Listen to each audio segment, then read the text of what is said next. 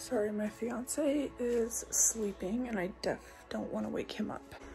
Before I go to bed, I'm in her room right now. If you can hear my fiance snoring, I'm sorry. Hold on. Gotta balance, y'all. So I thought I would make an update video. I am 15 days postpartum right now. I will do a body update and everything, and I'll tell you guys a little bit about the birth in this video. I have decided not to show my daughter on public platforms such as YouTube. I do have her on Facebook and my Instagram, which are both now private, just because I'm not putting my daughter out there so publicly.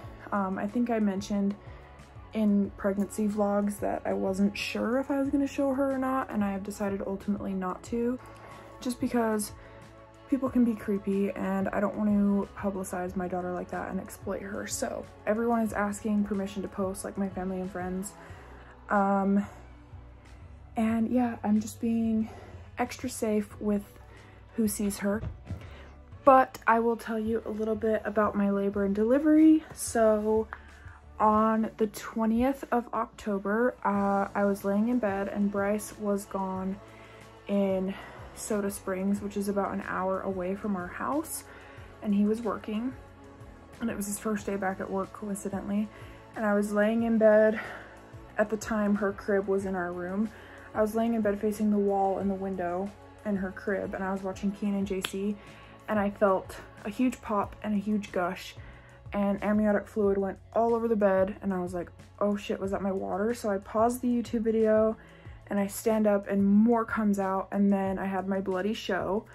So I started bleeding and leaking amniotic fluid everywhere. Like, I lost over a gallon of fluid.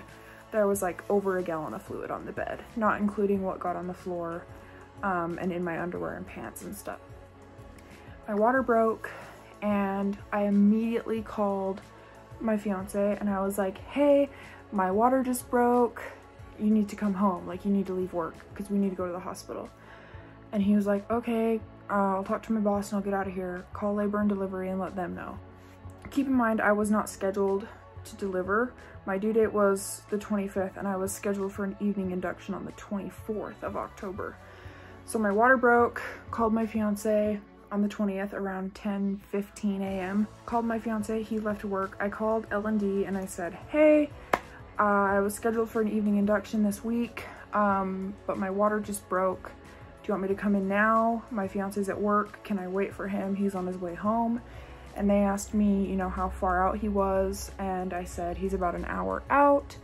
And they basically told me that I have about 2 hours before I absolutely need to be in labor and delivery. So they told me, you're more than welcome to wait for your fiance, or if you want to come in now, you're more than welcome to. I decided to call all my family and I decided to ultimately wait for Bryce because I wanted to experience it with him. Obviously he was going to be there regardless, but I wanted to experience the whole thing with him and not have to labor without him. So they told me I could take a shower and get ready. So I called my grandma, I called Jen, I told Brittany, I told my sister, I told basically everybody, my mother-in-law, that my water had broke and that I was in labor. Right after that, I hopped in the shower and just got clean and braided my hair so I didn't have gross hair in the hospital because I knew I wouldn't be up to showering right after. From there, I had Brittany come over and sit with me. She had my nephew with her and she came over and helped me get the stuff out of like all my hospital bags. She helped me get my car seat in my car, and she just sat with me on the couch while I kind of had pretty mild contractions, but they were still pretty painful, on the upstairs couch. And about 20-ish minutes later, Bryce rolls in, he comes down, he quickly packs his bag because he didn't think he would need a bag because he thought I was going to be induced, so he could just pack that morning. So he comes in, packs his bag, gets everything that we need, all the extra stuff, and we hop in the car and we're off to the hospital. And I just delivered at the hospital here. I'm not going to say what hospital, but I delivered here in the town that we live in.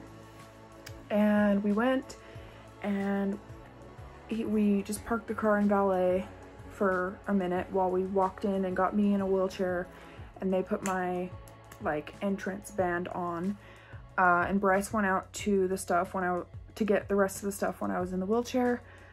At that point, my contractions were pretty severe, and I just, you know, small talk with the front desk person. And then Bryce came back, and we asked him where L&D was, and they told us where to go. We went up to the second floor, and you have to like buzz in because the doors are locked, obviously, because there's kids in there. And they told us, Bryce was like knocking on the door because I was like, I'm in pain, we need to go. Like, he was like knocking on the door, and he got this guy's attention. The guy said through the window, like, you have to buzz in, like pick up the phone. Picked up every phone in the room. None of them were connected. We were like, how the hell did we get in? Eventually a nurse saw us and she helped us in. And once we got into L&D, they took us straight to our room in L&D. And I remember this very vividly, and I'm just gonna say it because I'm sentimental and I like to remember these things. I was in room 208 in L&D, and they got me a hospital gown. They told me undress, down to your bra, take your underwear and everything off, and lay down in the bed. So I went into the bathroom and I thought I could get undressed on my own, but turns out my contractions were getting pretty severe at that point. So I sat on the toilet and I was just kind of laboring on the toilet with my pants off, obviously. And Bryce came in and he eventually helped me get all tied up in my hospital gown. And then he helped me into the bed. Now at this point, I was 3 centimeters dilated, and I had been 3 centimeters for like the last 2 weeks of my pregnancy. So I was 3 centimeters as of then. No, so we got to the hospital at like noon, 12:30, and then once I was all settled, it was around 1. At this point, my contractions were awful, and like if you look at the monitor, it shows the slope of your contractions. So we could physically see, and I knew they were contractions because they were fucking painful. If any of you have ever been through contractions without an epidural, I applaud you because that shit hurts. My contractions were very low in my pelvis, and my mom had really bad back labor, so I had that as well. Super painful. I was like screaming in pain. And at this point, Bryce had to go down to get more of the stuff.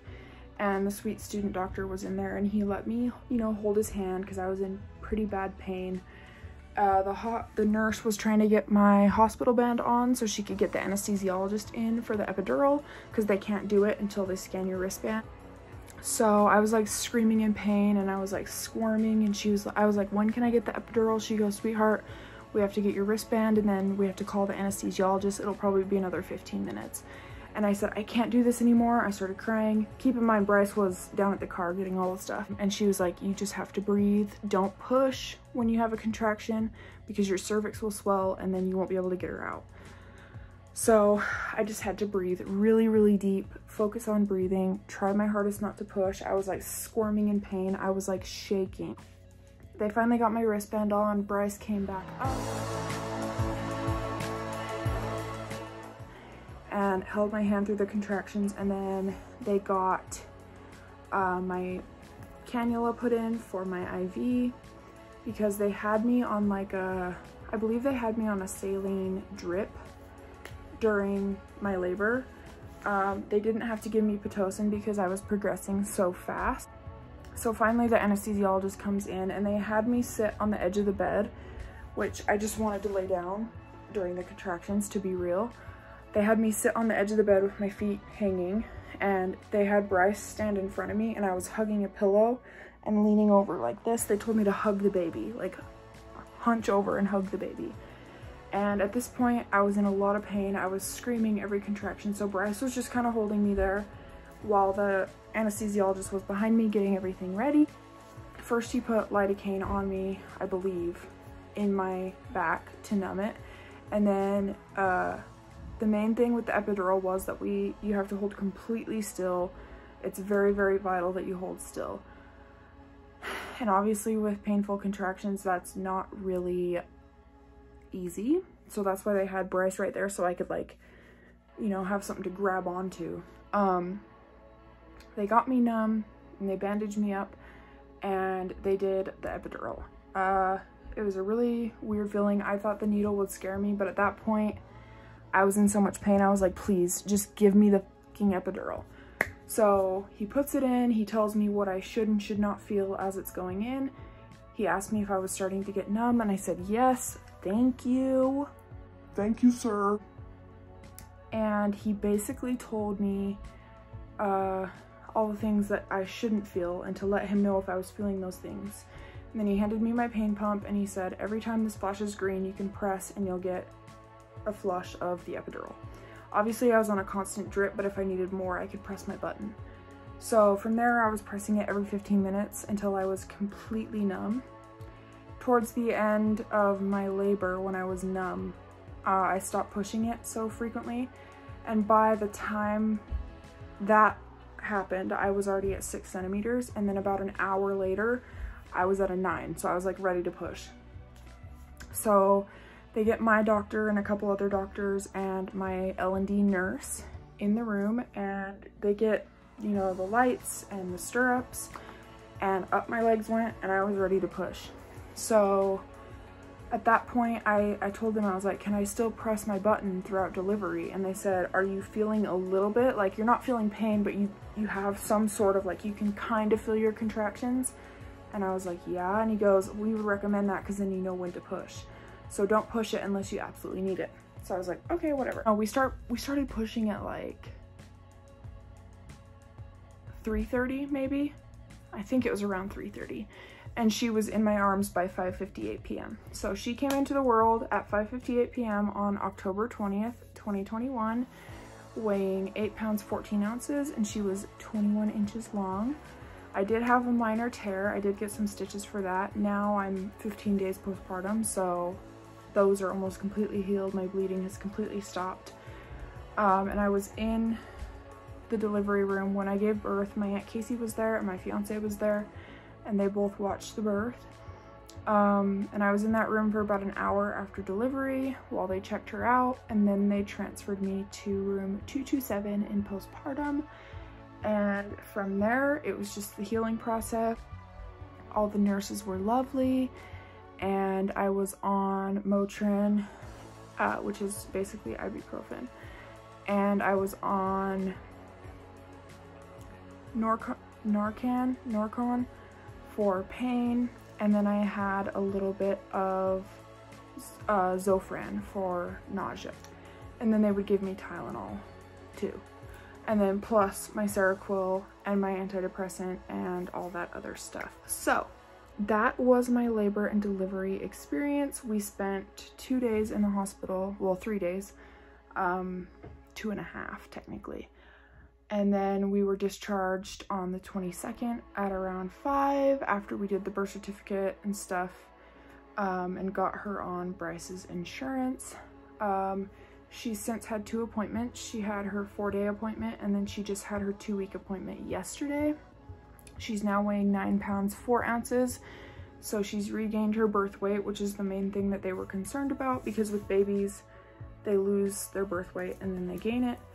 They lose a little bit of their birth weight. So she's healthy and she's happy. She did have thrush in her mouth, which we're on medication for, that's taking that away. And she has a little bit of a yeast infection from it, like when the milk leaks out of her bottle on her neck. So we're putting Aquaphor on that. We put Aquaphor on any rash that she tends to have. She can bath now because her cord's off. I'm doing great. I feel amazing. Just a little preface, I'm not breastfeeding, and I know I'm gonna get like hate for that, but I'm not breastfeeding because I'm diagnosed bipolar. I also have severe anxiety and depression diagnosed, and I'm on a medication that is not safe to breastfeed on for bipolar. It also helps me sleep. And they told me, like, you can take melatonin if you want to cut off of your medication for bipolar, but there's no, at least this is what my doctor told me, there's really no safe medication to take for bipolar while breastfeeding. So originally in the hospital, I told my doctor, yeah, I want to cut the Seroquel, I want to breastfeed. So I took like 1/3 of the pill the first night we were there, and then the second night I took a third of the pill again, and then the night we were discharged I said, okay, tonight I'll do none and I'll let you know at her appointment how I'm feeling. And after I was off of it, he wanted me to pump and dump for 48 hours and then start nursing.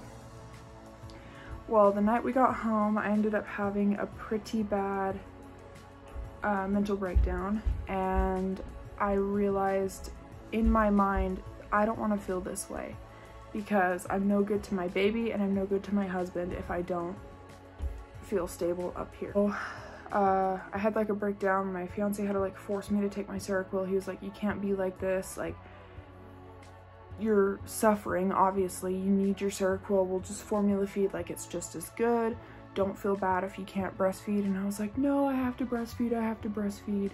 And he forced me to take it, which I'm glad he did.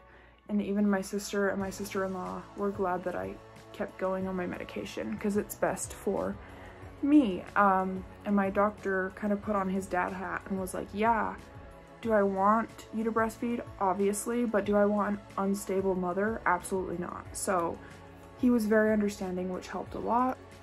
And at her first appointment, I just told him, you know, I can't go without Seroquel. I tried. I'll just formula feed. Fed baby is a happy baby. So yeah, that's an update. I'm sorry this video was so long. I don't know if I'm gonna edit it yet, but Whitley did get to meet her Grandpa Cody, so my dad, and her great grandpa Marty, so my dad's dad, and we took like a 4-generation picture. I will put it up, but I'm gonna blur her face out because I don't want her face on YouTube, like I said. She also got to meet, obviously, Aunt Casey and her Uncle John, which is my Aunt Casey's husband, so my uncle. And she got to meet her Grandma Rhonda, and she got to meet her Aunt Brittany and her Aunt Jen, her Uncle Riley, her Uncle Cade, her cousin RJ, and her other 2 cousins, Brittany's kids. So that was awesome, and she's gonna get to meet Rochelle, my stepmom, tomorrow. Rochelle is the person who took my maternity photos. She's gonna take some newborn photos of Whitley as well tomorrow. And then I have my baby shower on November 6th, which is actually my fiance and I's 4-year anniversary. So my aunt's gonna watch her that night and we're gonna go do something. And she's gonna get to meet the rest of my family, which is gonna be super cool. So yeah, I also got a government issued ID, so now I can do WIC. I tried to take my license test again and I failed. So, I just got an ID until I can get my license renewed. But yeah, that's an update. I will show you the postpartum body. So, this is what I'm looking like. First things first, I put my belly ring back in. Shout out to Brittany for this belly ring. Shout out to Brittany for these pants. This is the postpartum body. I'm basically back to where I was pre-pregnancy. Like I said, I'm healing very well.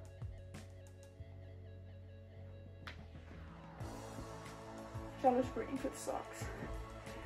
Brittany spoils me. And I'll do a quick little room tour for her. This is her crib. This blanket I hold very near and dear to my heart. My dad loves Mustangs. He has a Mustang GT and it's his prized possession. He's part of a Mustang club. He's actually on the board for the Mustang club, and they do like cruises and dinners and meetings and all this stuff and plan like cool events and car shows. Well, there's a lovely man, I'm not gonna say his name because I don't have his consent, but there's a lovely man whose wife is really talented at sewing, who's in the Mustang club, and she made our daughter this blanket all by hand. She did the embroidering and all the sewing, and it's just absolutely beautiful.